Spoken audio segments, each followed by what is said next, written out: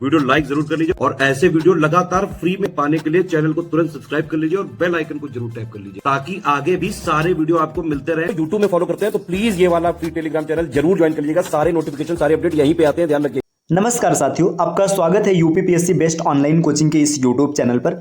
Friends, आज की इस क्लास में हम लोग इतिहास के एक महत्वपूर्ण बिंदु कर्नाटक के युद्ध के बारे में चर्चा करेंगे। विस्तार से समझेंगे कि इस युद्ध के प्रमुख कारण क्या थे, इसका परिणाम क्या रहा और इसका प्रभाव क्या पड़ा। तो चलिए दोस्तों, शुरू करते हैं अपने आज के इस क्लास को। अगर आप टीम के पेड कोर्सेज से जुड़ना चाहते हैं तो यहाँ पर कुछ नंबर है, आप इन नंबर्स पे कॉल करके पेड कोर्स से जुड़ने की प्रक्रिया समझ सकते हैं। इसके अतिरिक्त ये ज्ञान सर का व्हाट्सएप नंबर है, आप यहाँ से व्हाट्सएप के माध्यम से भी जानकारी प्राप्त कर सकते हैं। चलिए दोस्तों, बढ़ते हैं अपने क्लास की ओर। देखिए, अगर बात करेंगे कर्नाटक के युद्ध की तो कर्नाटक के युद्ध को आंग्ल फ्रांसीसी युद्ध के नाम से भी जाना जाता है। कर्नाटक का युद्ध मुख्यतः अंग्रेजों और फ्रांसीसियों के बीच में लड़ा गया था। तो अब हम लोग समझेंगे कि कर्नाटक के युद्ध कितने हुए थे। तो कर्नाटक के 3 युद्ध लड़े गए थे, जिसे प्रथम कर्नाटक युद्ध, द्वितीय कर्नाटक युद्ध और तृतीय कर्नाटक युद्ध की संज्ञा दी जाती है। दोस्तों, अब समझेंगे ना कि कर्नाटक के युद्ध का कारण क्या है। जो प्रथम कर्नाटक युद्ध था, अगर इसके कारण की बात करेंगे तो इसका प्रमुख कारण था ऑस्ट्रिया का उत्तराधिकार युद्ध। इस चीज को याद रखिएगा, जो ऑस्ट्रिया का उत्तराधिकार युद्ध होता है यही प्रथम कर्नाटक युद्ध का प्रमुख कारण था। इसकी जो अवधि होती है ये 1746 से लेकर के 1748 तक भारत में चलता है। अब ये समाप्त कैसे होता है, तो समाप्त होता है ए ला सॉपल की संधि होती है। ए ला सॉपल की संधि 1748 में होती है, जिसके तहत इस युद्ध की समाप्ति होती है। वहीं पर अगर द्वितीय कर्नाटक युद्ध की बात करेंगे तो इसका प्रमुख कारण था हैदराबाद और कर्नाटक का उत्तराधिकार युद्ध। यह चलता है 1749 से लेकर के 1754 तक और इसकी समाप्ति होती है पांडिचेरी की संधि के तहत, जो कि 1755 में की जाती है। और वहीं बात करेंगे तृतीय कर्नाटक युद्ध की तो यह 1756 से लेकर 63 तक चलता है। इसका प्रमुख कारण था यूरोप का सप्तवर्षीय युद्ध और यह समाप्त होता है 1763 में पेरिस के संधि के तहत। तो दोस्तों, इस युद्ध का क्या परिणाम होता है भारत में, या फिर मतलब जो भी यूरोपीय कंपनियां भारत में आई थी, ब्रिटिश, फ्रांसीसी, उनके अस्तित्व पर क्या फर्क पड़ता है, इसको हम लोग विस्तार से एक एक करके समझेंगे। तो आप वीडियो को पूरा अंत तक देखिएगा। आपसे वादा करते हैं कि आपको कर्नाटक के युद्ध में जितनी भी समस्या सब 100% सॉल्व हो जाएगी, आपको किसी प्रकार की कोई समस्या नहीं होगी। चलिए दोस्तों, शुरू करते हैं। एक एक पॉइंट को हम लोग एकदम विस्तार से समझेंगे। देखिए, बात करते हैं कर्नाटक के प्रथम युद्ध की, या जिसको एंग्लो फ्रेंच वार कहते हैं। तो फर्स्ट एंग्लो फ्रेंच वार की बात करेंगे। देखिए, कर्नाटक के अगर प्रथम युद्ध की बात करेंगे, एक एक पॉइंट मैं लिखते चल रहा हूं, आप भी अपना नोट्स बनाते चलेगा। देखिए, जब भी आप वीडियो देखा कीजिए हमेशा पेन और कॉपी के साथ देखा कीजिए, जहां पे आवश्यकता पड़े आप नोट्स बनाते चलिए। कर्नाटक युद्ध की बात करेंगे, यहां पर ये प्रथम कर्नाटक युद्ध चलने वाला है। तो पहले इस समय के परिदृश्य को समझते हैं कि परिदृश्य क्या है इस समय। अगर इस समय के परिदृश्य की बात करेंगे 1746 से लेकर के 48 तक चलता है। तो इस समय भारत में कौन कौन सी जो यूरोपीय कंपनी है वो मतलब इस समय भारत में है। देखिए, सबसे पहले पुर्तगाली आए थे, वो भी अभी भारत के शासन में बने हुए हैं। इसके बाद दूसरे नंबर पे डच आए थे, वो भी अभी शासन में बने। ब्रिटिश भी बने हुए है ना, इसके बाद फ्रांसीसी भी है ना। तो ये सब अभी सत्ता में बने हुए हैं। तो यहाँ पे देखिए, इस युद्ध जो कर्नाटक के युद्ध होते हैं, कर्नाटक का तीनों युद्ध होते होते फ्रांसीसी पूरी तरीके से सत्ता से बाहर हो जाते हैं। कैसे बाहर होते हैं, चलिए शुरू करते हैं, एक एक पॉइंट को समझेंगे। देखिए, कर्नाटक का जो प्रथम युद्ध होता है ये 1746 से लेकर 1748 तक होता है। अब इसके बात करते हैं कारण की, कि इसका कारण क्या है ना। अगर इसके कारण की बात करेंगे, देखिए इसका कारण भारत में नहीं है, इसका कारण है यूरोप में। क्या होता है कि ऑस्ट्रिया में, है ना, ऑस्ट्रिया में क्या होता है कि एक उत्तराधिकार का युद्ध होता है। ऑस्ट्रिया में जब उत्तराधिकार का युद्ध होता है, उत्तराधिकार का युद्ध होता है क्यों, देखिए ऑस्ट्रिया का एक राजा होता है ना, एक ऑस्ट्रिया का राजा होता है। इस राजा की मृत्यु हो जाती है। अब जब राजा की मृत्यु हो गई तो राजा का कोई उत्तराधिकारी नहीं होता है। देखिए, राजा की मृत्यु हो गई, अब इसका कोई भी उत्तराधिकारी नहीं है, मतलब कोई भी उत्तराधिकारी नहीं है।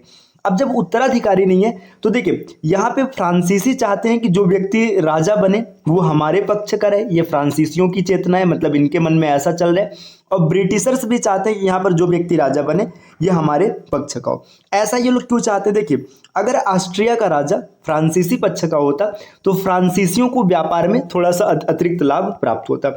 अगर वह ब्रिटिशर्स होता या फिर ब्रिटिश के पक्ष का होता तो ब्रिटिशर्स को थोड़ा सा अतिरिक्त लाभ प्राप्त होता।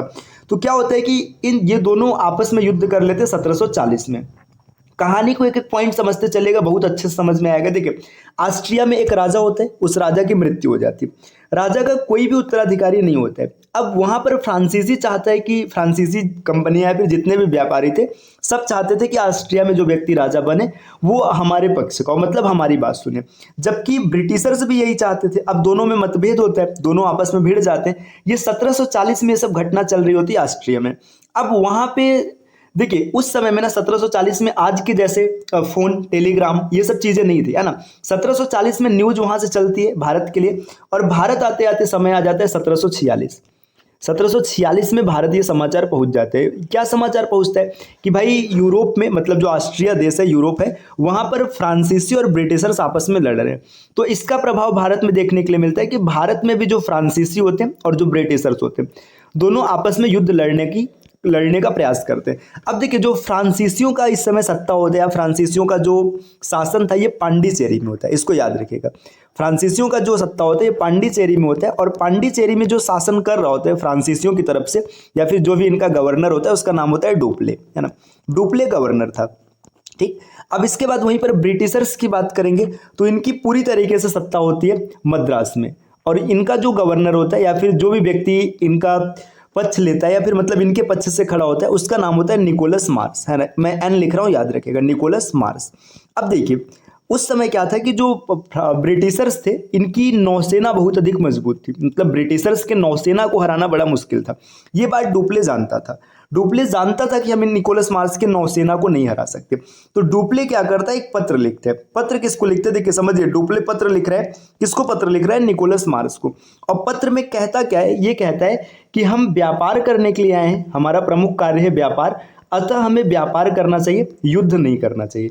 देखिए कहानी सुन के चलिएगा, सब चीज आपको एकदम अच्छे से याद हो जाएगी, रटना नहीं है। देखिए ये डुप्ले क्या करता है, पत्र लिखता है निकोलस मार्स को कि हम लोग आए हैं व्यापार करने, हमको व्यापार करना चाहिए, हमें लड़ाई नहीं करना चाहिए, है ना। अब ये पत्र लिखता है। अब साथ ही क्या होता है, देखिए और अपनी सुरक्षा के लिए ना, देखिए इसने एक इसको पत्र लिखा और दूसरा क्या कर रहा है कि अपनी सुरक्षा के लिए, ये देखिए उस समय जो कर्नाटक का शासक था वो शासक था अनवरुद्दीन, है ना, अनवरुद्दीन। रुके, कर्नाटक का शासक होता है अनवरुद्दीन। अब वो अनवरुद्दीन को भी एक पत्र लिखता है कि भैया आप मतलब ये ध्यान दीजिएगा कि कर्नाटक में शांति बनी रहे। अनवरुद्दीन को पत्र लिखता है और अपनी सहायता के लिए मॉरिशस से, है ना, नौसेना बुला लेता है। देखिए ये डुप्ले क्या क्या कर रहा है, समझिएगा कहानी। सबसे पहले डुप्ले जानता था कि जो ब्रिटिशर्स हैं इनकी नौसेना को नहीं हराया जा सकता, तो इसने क्या किया, निकोलस मार्स को लेटर लिखा कि हम लोग व्यापार करने आए, हमको व्यापार करना चाहिए, आपस में लड़ना नहीं चाहिए। और साथ ही ये क्या करता है, कर्नाटक के जो शासक होते हैं अनवरुद्दीन, उनको भी पत्र लिखता है कि हम लोग, मतलब आप कर्नाटक के शासक है, आप ध्यान दीजिएगा कि कोई भी ऐसी गलती ना होने पाए, कुछ भी ऐसा ना हो कि कर्नाटक में युद्ध होने पाए। और साथ में अपनी सुरक्षा के लिए मॉरिशस से क्या करता है, नौसेना बुलाता है। अब नौसेना का जो हेड होता है उसका नाम होता है ब्रूडेने, है ना, लॉ ब्रूडेने या ब्रूडेने, आप इसको याद रखिएगा। अब आगे के परिदृश्य पर हम लोग चलते हैं। देखिए अब तक आपने क्या सीखा समझिएगा। ऑस्ट्रिया में युद्ध होता है उत्तराधिकार का, ब्रिटिशर्स और फ्रांसीसी आमने सामने होते हैं, है ना। ये बात 1740 में वहां घटित होती, सूचना भारत आते आते 1746 आ जाते हैं। अब यहाँ पे डुप्ले और निकोलस मार्स दो लोग हैं, है ना। डुप्ले किसका नेतृत्व करता है, ये है फ्रांसीसियों का, और निकोलस मार्स है ब्रिटिशर्स का।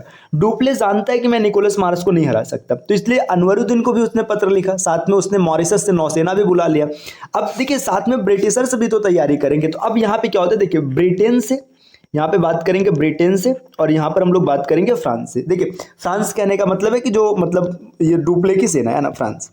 अब देखिए ब्रिटेन से क्या होता है कि ब्रिटेन से ना यहाँ से एक व्यक्ति चलता है जिसका नाम होता है बर्नेट, है ना। ये क्या करता है, नौसेना लेकर आता है कि भाई अगर भारत में युद्ध होगा तो हम लोग आपस मतलब लड़ेंगे। तो बर्नेट ये ब्रिटिशर्स का नेतृत्व करता है, जो ब्रिटेन से आता है सहायता के लिए निकोलस मार्स की। और फ्रांसीसियों के लिए डुप्ले ने किसको बुलाया था, डुप्ले ने बुलाया था ब्रूडेने को। कहानी समझिएगा, सब नाम एक जैसे हैं लेकिन समझने का प्रयास कीजिएगा। अब देखिए दोनों आते हैं, है ना, दोनों की मुलाकात सागर में हो जाती है। तो बर्नेट क्या करता है, नौसेना के तौर पे बर्नेट काफी मजबूत होता है। बर्नेट ब्रूडेने के जहाज को तहस नहस कर देता है और इसको लूट लेते हैं। ठीक, अब लूट लिया भैया। अब जब इसको लूट लिया तो ब्रूडेने क्या करता है, ब्रूडेने भाग करके बच करके आता है, डुप्ले से मिलता है। अब देखिए जब ये डुप्ले से मिला, अब डुप्ले और प्लस ब्रूडेने, है ना, क्योंकि इसने इसको लूट लिया। अब दोनों क्या करते हैं, दोनों एकदम आक्रोशित होते हैं। अब दोनों मिल करके, इन लोगों के पास उस समय तोप था, है ना, उस समय तोप था, इनकी तोपें काफी पावरफुल थी। तो ये तोप से हमला कर देते हैं मद्रास पर, मद्रास पर हमला कर दिए। देखिए कहानी समझ में आ रही है ना, मतलब देखिए इधर से कौन आ रहा है, इधर से ब्रिटेन से आ रहा है बर्नेट, किसके लिए, अंग्रेजों की सहायता के लिए। मॉरिशस से आ रहा है ब्रूडेने, किसकी सहायता के लिए, फ्रांसीसियों की सहायता के लिए। क्या होता है कि ब्रूडेने की जहाज को बर्नेट लूट लेता है। अब ब्रूडेने जब आता है तो डुप्ले और ब्रूडेने दोनों मिल करके तोप की सहायता से मद्रास पर हमला करते हैं और मद्रास को कब्जा लेते हैं, मद्रास को जीत लेते हैं। अब देखिए जब मद्रास को जीत लिए तब इसके बाद की परिस्थिति क्या होती है। मद्रास को जीतने के बाद क्या हुआ कि जो इसमें देखिए ब्रूडेन है, अब फ्रांसीसियों में फूट होगी, है ना। अंग्रेज शुरू से ही जानते थे कि किसके फूट का कब फायदा उठाना है। देखिए यहाँ पर ब्रूडेने है और इधर है डुप्ले, है ना, दोनों है फ्रांसीसी, दोनों फ्रांसीसी है। अब देखिए डुप्ले क्या है ना, डुप्ले थोड़ा सा लालची व्यक्ति था। डुप्ले चाहता था कि अब तो हम युद्ध जीत ही गए हैं, संधि कर लिया जाए और पैसा लेकर के मद्रास इनका वापस कर दिया जाए। ये लालची व्यक्ति था, ये चाहता था कि हम लोग पैसा ले लें और मतलब मद्रास इनको वापस कर दे। लालची था, ये क्या चाहता था, पैसा चाहता था। लेकिन डुप्ले क्या था, डुप्ले लालची नहीं था, ये महत्वाकांक्षी था। महत्वाकांक्षी का मतलब ये चाहता था ना कि हर जगह हमारा ही शासन हो। तो ये चाहता था कि मद्रास हम इनको वापस ना करें, है ना, मद्रास वापस नहीं करना चाहता था। ठीक, अब यहाँ पे दोनों में ना क्या हो जाता है, दोनों में हो जाता है विवाद, है ना। विवाद का मतलब ये क्या सोच रहा है कि पैसा लिया जाए और इनको मद्रास दे दिया जाए। डुप्ले चाहता है कि नहीं हमें पैसा नहीं चाहिए, हमें मद्रास चाहिए, है ना। अब दोनों में मतभेद हो जाता है। अब अंग्रेज शुरू से ही मतलब कूटनीतिज्ञ थे, वो समझ जाते हैं क्या करने। उन्होंने ब्रूडेने को घूस दे दिया, है ना, ब्रूडेने को घूस दे दिया। अब ब्रूडेने भैया नौसेना लेकर के आया था, तो नौसेना लेकर के वापस से मॉरिशस चला गया। घूस मिला, ये मॉरिशस वापस चला गया। मॉरिशस से आया था सहायता करने के लिए। अब पड़ गया डुप्ले अकेले। अब जब डुप्ले अकेले पड़ गया, अब वहां पर दो लोग हैं, एक निकोलस मार्स और दूसरा कौन है, बर्नेट, है ना। दोनों मिल करके मद्रास पर अटैक करते हैं और मद्रास पर अटैक करके मद्रास वापस से जीत लेते हैं। ठीक, अब देखिए मद्रास जब जीत लिए तो डुप्ले के हाथ से मद्रास निकल गया, है ना। अब आगे की परिस्थिति क्या होती है, डुप्ले एकदम तनमनाया हुआ है ना, एकदम गुस्से से लाल। अब डुप्ले जाता है अनवरुद्दीन के पास, है ना। अब डुप्ले वापस से जा रहे हैं अनवरुद्दीन के पास। अब अनवरुद्दीन के पास जाकर के ये कहता है कि देखिए आप हस्तक्षेप मत कीजिएगा, मैं मद्रास जीतूंगा, है ना, मद्रास जीतूंगा और मद्रास को जीत करके आपको दे दूंगा। देखिए समझिए डुप्ले क्या नीति लगा रहा है। डुप्ले कह रहा है कि मद्रास पर मैं अटैक करूंगा, तोप के बल पर मद्रास जीतूंगा और मद्रास वापस आपको मिल जाएगा। अब भाई अनवरुद्दीन को भी कौन सी तकलीफ है ना, उसको बिना युद्ध लड़े मद्रास मिल जाएगा। अनवरुद्दीन तैयार कि भैया हम हस्तक्षेप नहीं करेंगे, आप जीतिए मद्रास, हमको मद्रास चाहिए, है ना। अब इसके बाद क्या होता है, इसके बाद की परिस्थिति में ना देखिए अब यहाँ पर डुप्ले अटैक करता है ना, डुप्ले जीत लेता है मतलब मद्रास किसके कंट्रोल में, डुप्ले के कंट्रोल में आ गया। अब यहाँ पे देखिए नियम क्या था कि मतलब संधि क्या हुई थी कि मद्रास अगर डुप्ले जीतेगा तो मद्रास किसको दे देगा, अनवरुद्दीन को दे देगा, ये संधि हुई थी। लेकिन यहाँ पे डुप्ले के मन में फिर से महत्वाकांक्षा जाग जाती है।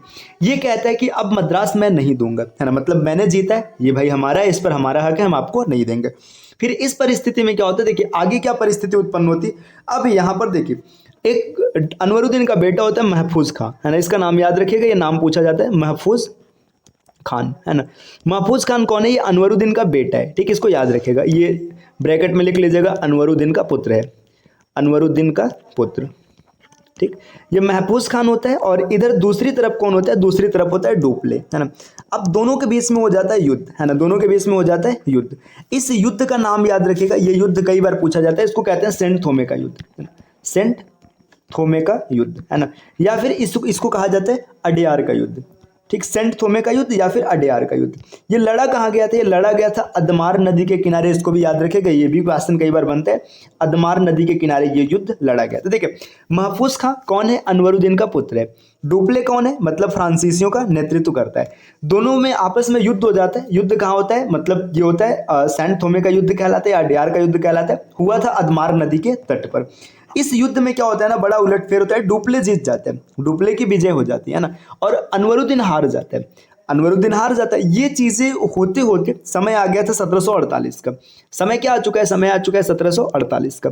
अब इस समय क्या होता है कि जो ऑस्ट्रिया में युद्ध चल रहा था वहां पर एक संधि हो जाती है, ए ला सॉपल की संधि, है ना, ए ला सॉपल की संधि हो जाती है। और इस संधि के तहत क्या होता है कि वहां पर युद्ध विराम हो जाता है। ए ला सॉपल की संधि 1748 में होता है और हो गया युद्ध विराम, है ना, युद्ध विराम हो गया। जब युद्ध विराम हो गया तो वहां पे डिसीजन ये लिया गया कि भाई जो क्षेत्र जिसका है उसे वापस कर दिया जाए, वापस कर दिया जाए। मतलब देखिए जो फ्रांसीसी थे, मतलब जो मद्रास जीते थे, है ना, ये मद्रास किसको मिल गया, मद्रास मिल गया अंग्रेजों को, क्योंकि इनको वापस करना हो गया संधि के हिसाब से। मद्रास तो अंग्रेजों को मिल गया। लेकिन अब देखिए यहाँ पे क्या होता है, देखिए अब इससे पहले ना जो अडयार का युद्ध हुआ था या सेंट थोमे का युद्ध हुआ था उसमें महफूज खां हार गया था, है ना। देखिए यहाँ तक की पूरी कहानी आपको समझ में आ गई। सबको 1 मिनट में फिर से रिपीट कर लेते हैं, समझिए कहानी क्या क्या चल रहा है। अभी ध्यान से खाली सुनिएगा। देखिए कर्नाटक के युद्ध की शुरुआत कैसे होती है, 1740 में क्या हुआ है, ऑस्ट्रिया का राजा मर गया, मतलब उसकी मृत्यु हो गई, उसका कोई उत्तराधिकारी नहीं है ना। अब ब्रिटिशर्स चाहते हैं कि जो व्यक्ति राजा बने हमारे पक्ष का हो, फ्रांसीसी चाहते हैं कि हमारे पक्ष का हो। क्यों? क्योंकि भाई राजा अगर इनके पक्ष का होगा तो इनका पक्ष सुनेगा और इनको व्यापार में लाभ होगा। अब दोनों आपस में भिड़ जाते हैं। ये समय होता है 1740 का। अब आज के समय में जैसे व्हाट्सएप पे वैसे उस समय नहीं था, है ना। भारत बात आती है धीरे धीरे 1746, है ना। 1746 में जब आती है तो भारत का परिदृश्य क्या होता है, जो ब्रिटिशर्स थे इनका नेतृत्व करता है निकोलस मार्स, है ना, और जो फ्रांसीसी है फ्रांसीसियों का नेतृत्व करता है डुप्ले। ठीक, अब देखिए डुप्ले यहाँ पे थोड़ा जानता है कि हम इसको नहीं हरा सकते, है ना, तो ये क्या करता है, मतलब नौसेना को नहीं हरा सकते, तो डुप्ले लेटर लिखता है कर्नाटक के शासक अनवरुद्दीन को, है ना। अनवरुद्दीन से ये कहता है कि भैया आप ध्यान दीजिएगा कि लड़ाई न होने पाए, और साथ ही साथ जो ये ब्रिटिशर्स है निकोलस मार्स इनको भी लेटर लिखते हैं कि हम लोग व्यापार करने आए, लड़ेंगे नहीं, व्यापार करेंगे अच्छे से, है ना, हम भी फलेंगे फूलेंगे, तुम भी फलना फूलना। लेकिन इसी समय एक कूटनीति करता है। क्या कूटनीति करता है, ये मॉरिशस से सेना बुला लेता है, किसको, ब्रूडेने को। जब ये ब्रूडेने को बुला लेता है ना, तो यहाँ पर भी इसकी सहायता के लिए कौन आ जाता है, बर्नेट, है ना। अब बर्नेट क्या करता है, ब्रूडेने को लूट लेता है ना, लूट लिया। अब देखिए अब यहाँ पे ब्रूडेने आता है, इसके ब्रूडेने और डुप्ले दोनों मिल करके अटैक करते हैं इन लोगों के ऊपर, अंग्रेजों के ऊपर, और इनसे मद्रास छीन लेते हैं, है ना, मद्रास छीन लिया इन्होंने, है ना। अब आगे देखिए क्या होता है कि ब्रूडेने लालची था, है ना, अंग्रेज ये बात समझ जाते हैं, उसको घूस देते और कहते जाओ तुम जहां से आए तो वापस जाओ, वापस चला गया, है ना। फिर इसके बाद क्या हो गया, डुप्ले जाता है अनवरुद्दीन के पास और कहता है कि मैं मद्रास जीतूंगा और आपको दे दूंगा, है ना। अब वो मद्रास जीत लेता है लेकिन उनको नहीं देते हैं। फिर क्या होता है कि जो अनवरुद्दीन का पुत्र होता है महफूज खां, वो क्या करता है, डुप्ले के ऊपर अटैक करता है, और इस युद्ध को कहते हैं सेंट थोमे का युद्ध या अडियार का युद्ध, और ये लड़ा गया था अदमार नदी के किनारे, और ये खत्म होती है क्या होता है 1748 में एलॉस-आपल की संधि होती है, युद्ध रुक जाता है। ठीक, ये पूरा कर्नाटक का युद्ध समझ में आ गया।